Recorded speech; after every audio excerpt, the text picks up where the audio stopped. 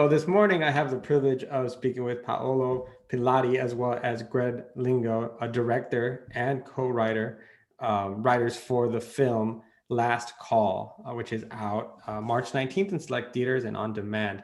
How are you two doing this morning? Thank you for being with Doing me. great. Doing great. Thanks for having us.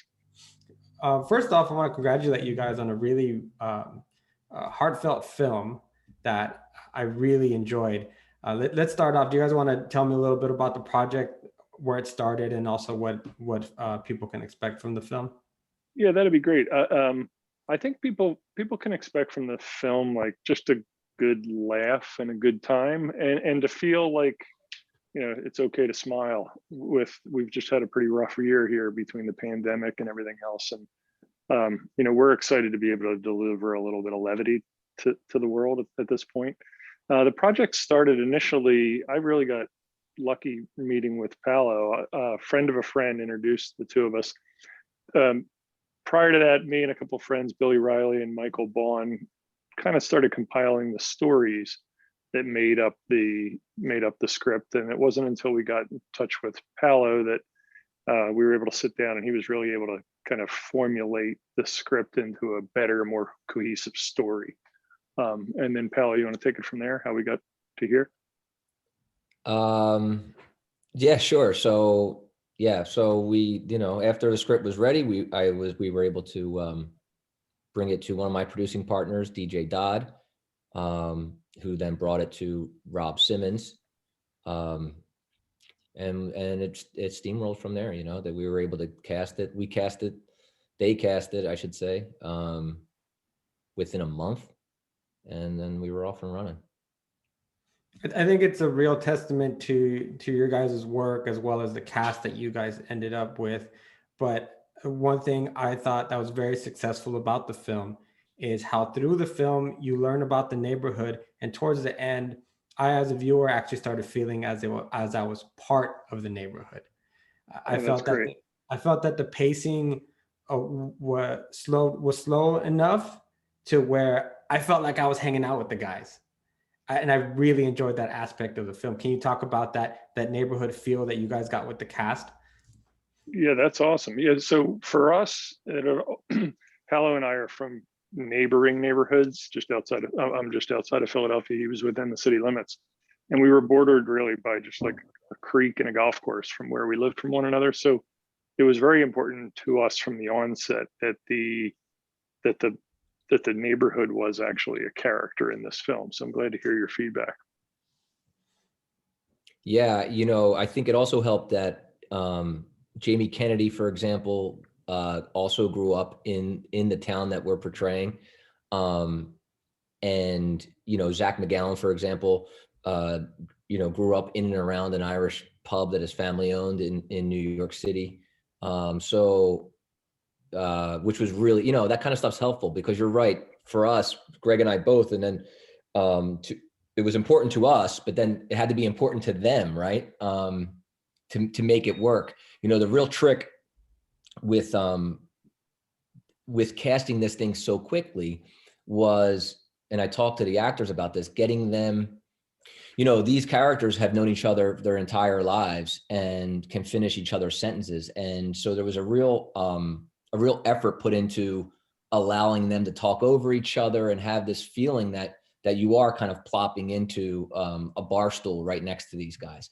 Fortunately for us, you know, we had a bunch of pros and they were able to really did quite easily, you know, because it's not an easy thing to do, right? Schedule didn't allow for rehearsal, so we didn't, you know, which is crazy, which, you know, for me is kind of crazy, but you know, it really worked out on this one. But do you think that maybe not having rehearsals actually maybe had helped have that kind of laid back feel in some cases? In hindsight, yes, I do. And it's going to make me rethink, honestly, how I approach future projects, because I love rehearsal, and I still will, because I like the playground of it, you know? But yes, there was, I'm a big fan of improv. I think this project lent itself to that quite naturally. And then as it turns out, we had Jamie, you know, we had Bruce Dern, who's the king of improv, and then Jeremy, who's so quick on his feet. It absolutely lent itself to that, and it did, I think, keep things fresh ultimately, which I think feels more, authentic to this, to this neighborhood. I think part of also what I really enjoyed was the fact that we did have our main storyline of Jeremy Piven coming back to his neighborhood, but then there is a series of relationships that we follow through the film between Mick and Allie, Mick and his dad, Mick and his brother, and it didn't feel clunky. It didn't feel rushed. It felt like everything had enough time to simmer. Can you talk about how you guys went about balancing giving all of those relationships enough screen time? Yeah, I'll give this one to you, Paul. Okay. Yeah, it was difficult because it was such a large ensemble, and finding the right balance, is can be tricky in those circumstances. And at the end, this is a comedy, so we have this gentrification thing going on as well, but it was important that you felt that you gave some of these tertiary characters enough screen time so that you identified with their struggle of what Jeremy's character is ultimately trying to do, right? And a lot of that, ultimately, you shoot what you shoot. You think you have it on the page, and then on the day, and then you're in post, and you start to kind of massage it. What I think for me, what I kept going back to in post production was really thinking about. I knew we had the jokes, and I knew we had performance going into post production. I knew it, but I wasn't sure, like, how do you massage all this? And I kept going back to the heart, because I thought it was really important. I knew we would have the laughs because we were laughing on set, and if you're laughing on set, it's a good sign. So anyway, long-winded way, sorry, of saying, spending some time. For example, my favorite scene in the entire film is between Jack McGee and Jeremy in the work shed, and it's a really heartfelt kind of scene. But I think it's in the right spot at the right time to kind of, to me, that makes the funny stuff funnier, and it just helps, I think, the audience stay more they're just more engaged as they want to see what happens then, so Yeah, great balance in the film. I have to say that, and I think that Jack McGee's moments with Jeremy were kind of that cleansing palette that we needed moment to really enjoy some of those. Then here comes Jamie Kennedy again, or or something like right. Yeah, doing something dumb, which I really enjoyed. Greg, I'm going to direct this question to you. If Mick's mom doesn't pass away, what is it going to take for him to come back to his neighborhood? Yeah, that's a good question. I think he needs, a lot of times in our life, there's those inflection points, and it's hard to say what that inflection point is. I think Mick's character is at the age where he has older parents. So probably he's coming back in some way to care for either the parents, or he finds out in some way that the bar doesn't have the resources that it needs to keep going, given that it was in the family for generations, 100 years. So he comes back for some reason to help family, I think. And I think he still is getting feedback from his friends from growing up of like, they're still trying to bring him back in one way. So ultimately he would have come back somehow. Can I get both of your opinions on how important it is sometimes to look back and where you came from? Because as we can see from Mick's character, he was by all means successful. He was by all means, he had what he needed. But as soon as he goes back to his old neighborhood, his old friends, his old ex-crush, his family, he finds out that maybe he doesn't have what he wants. Can you guys talk about the importance of sometimes reflecting on the way we all grew up? Yeah, I think there was part of his life that he was missing. He was so hungry for the next deal and the money and what the trappings that come with the money that, he was a single guy still. He was at an age where he probably should start to think about a mate and a life partner.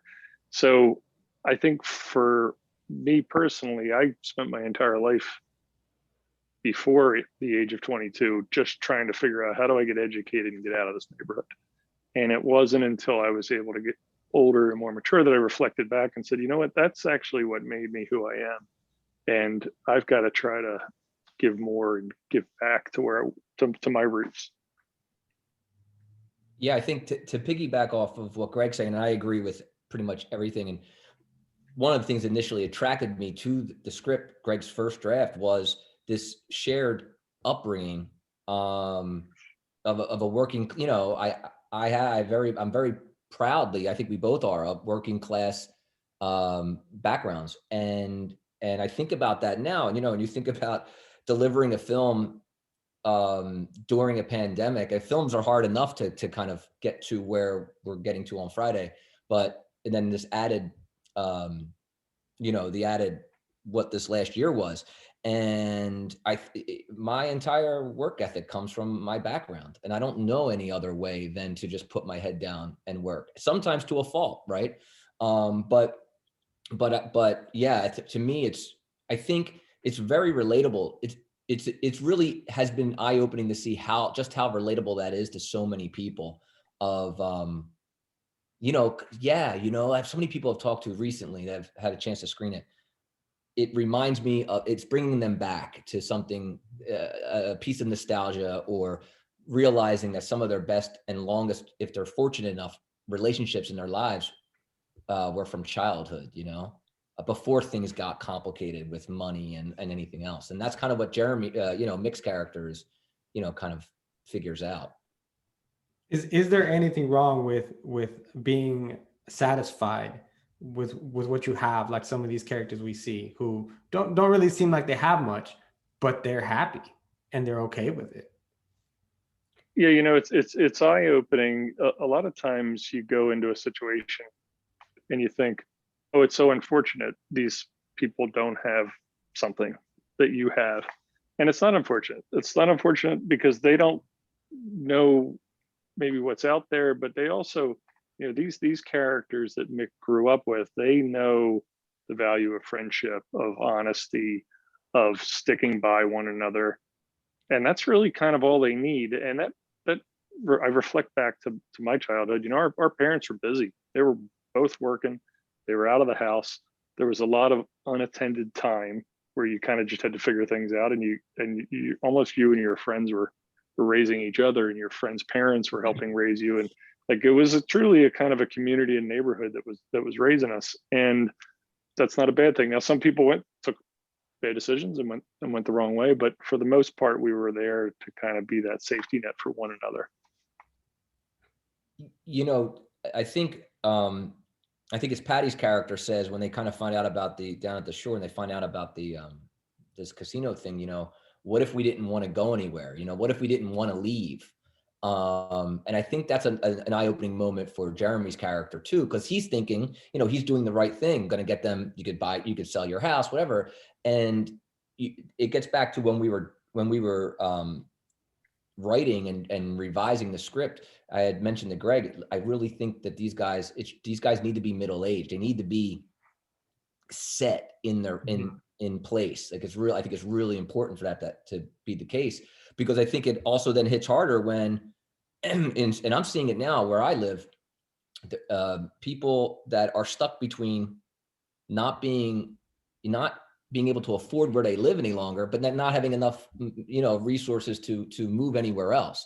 And that's a real, I think that's our film doesn't dive too deep into that, but I do think it's a worthy conversation about how do you progress neighborhoods like Darby Heights without leaving the people that made it what it is behind, you know? You're right.